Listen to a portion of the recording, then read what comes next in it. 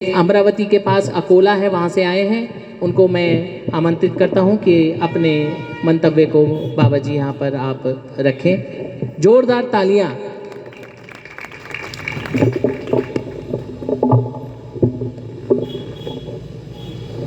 वंशी विभूषित करा नवनीरदाभा पीतांबरादरुण बिंब फलाधरोष्टा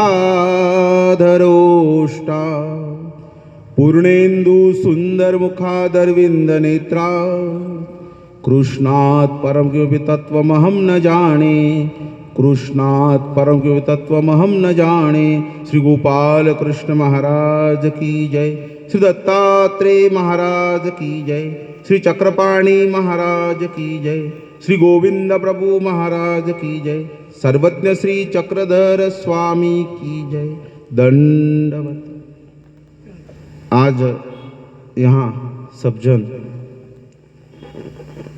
चतुर्विध साधन का जो मिलाप हुआ है वो श्री दत्तात्रेय महाराज जी का अवतार दिन सोहरा और उसके निमित्त से यहाँ से निकलने वाली पालकी, इस योग से हम यहाँ जुड़े हैं। भगवान श्री चक्रधर प्रभु महाराज अपने भक्त दायंबा को बताते हैं कि धर्मवार्ता प्रसंगे सर्वत्र अवस्थान। जब भगवान की धर्मवार्ता होती है तो भगवान उस धर्मवार्ता ज्ञान को सुनने के लिए हमारे ही बीच यहाँ पधारते हैं, यहाँ आते हैं। ये बहुत लोगों को पता नहीं होगा। यहाँ कोई भी अधिकरण जब ज्ञान बताता है तो उसे सुनने के लिए भगवान भी खुद आते हैं। अगर आप स्वामी जी के चरित्र पढ़ते होगे तो डोमेग्राम में जब भक्तजन चर्चा करते रहते हैं शास्त्र की, तो भगवान बाहर जाते हैं और आते समय उस उच्च मठ में, जो अब हमारे को इतनी आदत नहीं रहती मराठी में हिंदी में बोलने की, मैं तो मराठी में इतने फास्ट बोलता हूँ कि हमारे और के लोग बोलते हैं कि आप कुछ याद करके आते हैं कि इतना फास्ट क्यों बोलते हैं। और यहाँ मुझे सोच सोच के बोलना पड़ता है। तो वो उच्च मठ जो है, 3 मठ है हमारे डोमेग्राम में, तो उसको पुराना नाम जो था वो नारायण मठ था। भगवान के भक्तजन उसमें अभ्यास करते थे। तुम्हारे शब्द में वो स्टडी रूम था उनका, और वो वहाँ शास्त्र की चर्चा करते थे। तो भगवान को जब चर्चा सुने आती तो भगवान वहाँ जाते थे और बिन बुलाए भगवान उस उच्च मठ में जाते थे। तो वो शास्त्र की चर्चा में इतने गहरे में उतर जाते थे भक्तजन कि भगवान को भूल जाते थे। तो भगवान वहाँ जाते थे, लेकिन जब वो अन्य वार्ता करते थे तो भगवान सीधा निकल जाते थे, अंदर नहीं जाते थे। तो ज्ञान सुनने के लिए भगवान भी आते हैं। इसलिए धर्मवार्ता प्रसंगे सर्वत्र अवस्थान, ऐसा दायंबा को हमारे भगवान श्री चक्रधर प्रभु महाराज जी बताते हैं। तो ये ज्ञान सभा है, इसलिए यहाँ भगवान का अधिष्ठान है, भगवान की सृष्टि है। दादाजी ने आपको बताया कि भगवान ही इस सृष्टि के अध्यक्ष है। श्रीमद् भगवद गीता जो जग प्रसिद्ध ग्रंथ है, इस महीने का महत्व इससे भी और बढ़ता है। दत्तात्रेय महाराज जी का अवतार दिन है, ये तो बड़ी बात है, लेकिन इसी महीने में, जिसको मार्गशीर्ष महीना मराठी में कहते हैं, तो इसमें गीता का भी जन्म इसी महीने में हुआ है। अभी आने वाली 22 तारीख जो है मोक्षदा एकादशी, उसी दिन वो मोक्षदा एकादशी को भगवान जी ने ये ब्रह्म विद्या ज्ञान जीवों के उद्धारों के लिए, सब जनता के लिए, विश्व के उद्धार के लिए अर्जुन को निमित्त करके भगवान ने इसी मोक्षदा एकादशी को बताया है।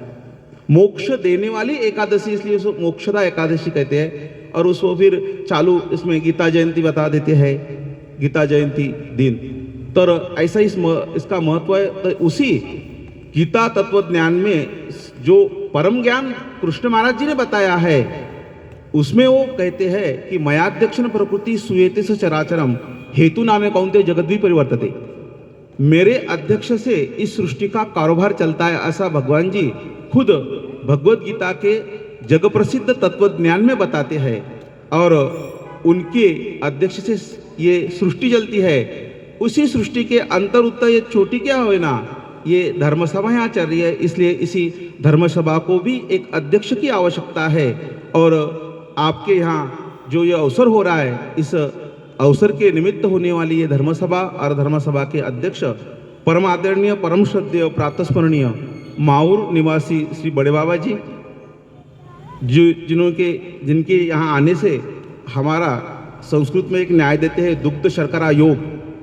दूध में अगर शक्कर मिल जाए, चीनी मिल जाए तो वो और मीठा हो जाता है। ऐसा बाबा जी के आने से यहाँ सही तरह से हमारा ये जो दूध है, हम जो ये ज्ञान रूपी दूध श्रवण कर रहे हैं, इसमें ये शक्कर चीनी गिर गई और हम मीठा वो ज्ञान यहाँ सब भक्तजन यहाँ उसको सुन रहे हैं। ऐसे बाबा जी मेरे पास बैठे परम आदरणीय, परम श्रद्धेय शादा निवासी श्री बाबा जी, जिनका आपने प्रथम पुष्प में जिन्होंने चतुर्विध साधन का महत्व बताया, ऐसे परम आदरणीय, परम श्रद्धेय पहाड़गढ़ मंदिर के संचालक बाबा जी, जिनके भजन भक्ति से आप यहाँ प्रसन्न हुए और अंतकरण में भगवान की प्राप्ति की जो लालसा उस भजन के माध्यम से आर्त निर्माण करती है, ऐसे परम आदरणीय श्रद्धेय तपस्वी बाबा जी।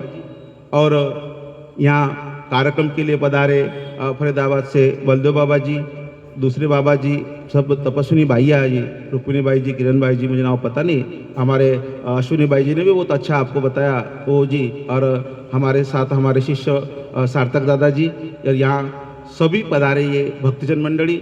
और ये सब आपके भेटी का, आपकी मेरी भेंट हुई और ये साधु संतों का दर्शन जिनके माध्यम से ये यहाँ प्राप्त हुआ, ऐसे परम आदरणीय, परम श्रद्धेय मेरे स्नेही, ऐसे मेरे अनुरूप दादाजी, अनुपुण्य दादाजी, जिन्होंने ये अवसर प्राप्त कर दिया। ऐसा ये चतुर्विध साधन का मेल यहाँ प्राप्त हुआ है। मुझे ज्ञान के लिए यहाँ बताया गया, लेकिन मैं ज्ञान को हाथ नहीं लगाऊंगा, क्योंकि महाराष्ट्र में हम पोथी करते हैं तो हमारी 2-2 घंटे की पोथी, 1.5-2 घंटे की पोथी सुबह और शाम चलती है। जब एखादे सूत्र पर जब बोलना पड़ता है तो उसको डीप में पूरा हम उस पर विश्लेषण करते हैं, लेकिन ऐसा इतना समय यहाँ नहीं है, इसलिए मैं उस ज्ञान को नहीं बताऊंगा, क्योंकि ज्ञान सुनने के लिए विशिष्ट परिस्थिति चाहिए। भगवान श्री चक्रधर प्रभु महाराज जब नागदेवाचार्य पंथ के प्रथम आचार्य को जब ज्ञान बताते हैं, तो वो ज्ञान बताते बताते रात पूरी गुजर जाती है, समाप्त हो जाती है, और उनके दिए का तेल समाप्त हो जाता है। तो भगवान जी ज्ञान बताने का वो इतना डीप में ज्ञान बताते हैं, तो तेल खत्म हो गया, अब ज्ञान देना रुक जाएगा। तो भगवान जी कहते हैं कोई बात नहीं, हमारे खाने का घी, तूप जिसको कहते हैं मराठी में, हिंदी में शायद घी बोलते होंगे, तो वो घी जो है वो भगवान जी अपने खाने का घी, आपको तो अभी लगेगा कि घी बहुत बड़ी बात नहीं है, अभी तो आप कितने इधर तो बहुत घी का प्राबल्य है, लेकिन उस समय घी मिलता नहीं था। अरे हमारे महाराष्ट्र में बोलते हैं कि जो पुरनपोली की पंगत, पुरनपोली की जो पंगत मार को किए जाती थी, तो जो पुरनपोली की पंगत और उस पर ये घी खिलाता था, उसे सबसे बड़ा यजमान, सबसे बड़ा भक्त बोलते थे। इतना महत्व उस समय था।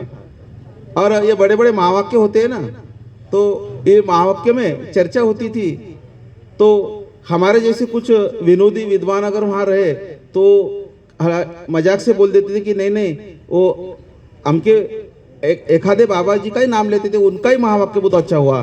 तो फिर दूसरा थोड़ा छेड़ पड़ता कि ऐसा कैसा क्या, और उन्होंने क्या बताया नहीं क्या, तो हम उसमें मजाक में ले लेते कि नहीं, वहाँ 10 पुरनपोली की पंगत हुई थी, ऐसा उसका महत्व बढ़ाते थे, इसका पदार्थ का महत्व था। तो भगवान जी अपने खाने का घी जो उस समय नहीं मिलता था, वो भगवान जी उन्हें देते हैं दिए में जलाने के लिए, और ज्ञान को बताते रहते हैं। वो ज्ञान सुनते सुनते जब जो खिड़की रहती है या झरोका रहता है, उससे से उजाला, जब मठ के अंदर वो उजाला दिखता है, तो नागदेवाचार्य बताते हैं भगवान जी को कि जी सुबह हो गई, दिन निकल गया। तो भगवान जी उनको कहते हैं कि भगवान का ज्ञान सुनने के लिए तुम, अरे ये ज्ञान तो बताते बताते युग भी चले जाते हैं। इस पर भगवान ने एक युग की बात बताई कि वह एक जैसा एक राजा था, वो राजा गुरु को मिलने गए, जो उसकी पहाड़ी पर वो गुरुदेव उनके जो परमेश्वर अवतार थे वो वहाँ जप तप कर रहे थे। ज्ञान उनका जो मौन व्रत वहाँ था, उसमें ये जब राजा चलता है तो उसे लगता है अपने गुरुजी की भेंट ले ले, तो बिड़ा लेके वहां जाता है, हाथ में बिड़ा लेके उनके सामने खड़ा रहता है। तब वो परमेश्वर अवतार को समझ आता है कि ये भक्त मेरे दर्शन को आया है और मैं तो अपने मौन व्रत में हूँ, मैं इससे बाहर नहीं आ सकता। तो वो अपने अंतकरण के द्वारा उन्हें ब्रह्मविद्या सिद्धांत के अनुसार उनको अंतकरण के द्वारा स्थिति एक सुख का संचार करते हैं, जिस सुख को ग्रहण करते करते पूरा युग निकल जाता है। और जब वो आंखें खोलते हैं तो उन्हें उनके हाथ में वो बिड़ा देके उनसे भेंट करते हैं और दंडवत करके निकल पड़ते। तो परमेश्वर अवतार उन्हें पूछते हैं आप कहाँ निकले, तो वो कह रहे थे कि मैं अभी आपके भेंट के लिए यहाँ आया, मेरा परिवार जो है वो नीचे पहाड़ के नीचे मेरी वेट करता होगा, मुझे मेरी राह देखता होगा। तो वो बताते हैं उनको कि अरे वो अभी यहाँ कहाँ मिलेंगे, वो तो युग भी चला गया, ये दूसरा युग है, शायद त्रेता युग गया होगा तो द्वापर लग गया, द्वापर चला गया तो कली युग लग गया। इतना तो ऐसा ये ज्ञान का महत्व है। और ये ज्ञान भगवान जी रातों दिन श्री नाद्याचार्यों को पढ़ाते हैं। अस्थि जैसा ज्ञान भगवान ने 7 अहोरात्र यानी 24 घंटे के 7 दिन का मर्यादा में बताया है। ऐसा ज्ञान यहाँ हम नहीं बता सकते। हम आपको शुभेच्छा शुभकामनाएं देते हैं। ज्ञान का महत्व आपके सामने मैंने इस शब्दों में रखने का प्रयास आपके सामने किया। ये ज्ञान जो है वो गहरा है और ऐसे ज्ञान को सुनने के लिए विशिष्ट परिस्थिति उसको एक मोल चाहिए होता है। तो ऐसा ये ज्ञान भगवान ने हमको दिया है। श्री दत्तात्रेय महाराज का अवतार इस महीने में होता है। भगवत गीता का जन्म, उस ज्ञान का ही जन्म इसी महीने में होता है। और उसी भगवत गीता के तत्व ज्ञान में भगवान जी श्री कृष्ण महाराज जी बताते हैं कि मासोहम मार्गशीर्षोहम ऋतुनाम कुसुमाकर, मैं महीने में मार्गशीर्ष महीना मैं हूँ, ऐसा वो बता देते हैं। तो इसका महत्व और ही बढ़ जाता है। जैसे दुग्ध शर्करा योग बताया कि दूध में शक्कर घोलने से, चीनी घोलने से वो मीठा हो जाता है, लेकिन उसमें अगर केसर गिर जाए, उसमें अगर विलाई तो और वो कितना और चविष्ट हो जाएगा। तो उसी तरह हमारा ये महीना दत्तात्रेय महाराजन का अवतार दिन, भगवत गीता का ही जन्म उसमें होता है। और भगवान कृष्ण महाराज इसका महत्व बहुत बढ़ाते हैं। उन्होंने उनके जन्म का महीना श्रावण महीना भी बड़ा है, लेकिन उन्होंने उसे बड़ा नहीं बताया, उन्होंने मार्गशीर्ष महीना को बड़ा बताया कि मासोहम मार्गशीर्षोहम। तो ऐसा ये त्रिवेणी संगम है, ये महीना ही श्रेष्ठ है। और इसमें दोनों, एक अवतार का जन्म और एक अवतार की गीता इसमें बताई है। तो ऐसा इस अवसर पर हमारे महाराष्ट्र में भी बहुत कार्यक्रम इसमें हम रहते हैं, लेकिन दादाजी ने मुझे बुलाया, मैंने उनको कहा कोई बात नहीं, आगे ज्ञान देना है, भगवान ने ये योग यहाँ जुड़ाया तो हम यहाँ भी देंगे, जहाँ जाना है वहाँ हमको यही कार्य करना है। तो अनुपुरी दादाजी ने मुझे बुलाकर आप सबका या भेंट काल हुआ, इस संतों के दर्शन हुए और ये ज्ञान के 2 शब्द आपके सामने रखने का मुझे अवसर मिला, उसके लिए मैं धन्यवाद देता हूँ। ये परिवार जो आयोजन करता है और सभी सहारनपुर की भक्त मंडली जहाँ से भी ये वास्तविक मंडली यहाँ आई है, सबको दंडोत प्रणाम करके मेरे बड़े हुए शब्दों को यहीं विराम देता हूँ। भगवान श्री चक्रधर स्वामी की जय। जोरदार तालियां। आप कहोगे राशन के टाइम पे आप भाषण सुनवा रहे हो तो ताली कैसे बजेगी, पर ये जो कभी कभी पेट ज्ञान से जो भरता है वो खाने से नहीं भरता।